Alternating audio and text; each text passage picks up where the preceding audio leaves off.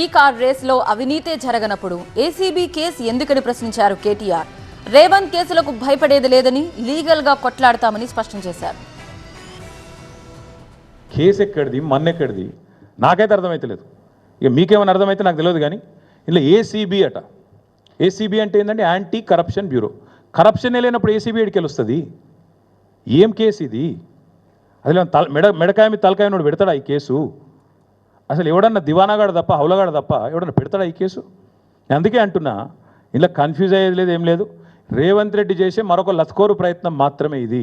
మా మీద కూడా కేసులు పెట్టి సతాయిస్తా అనుకుంటే నేను ఒకటే చెప్తున్నా రేవంత్ రెడ్డికి, మేము ఒక ఉద్యమ నాయకుడి బిడ్డలం, ఉద్యమ నాయకుడి సైనికులు.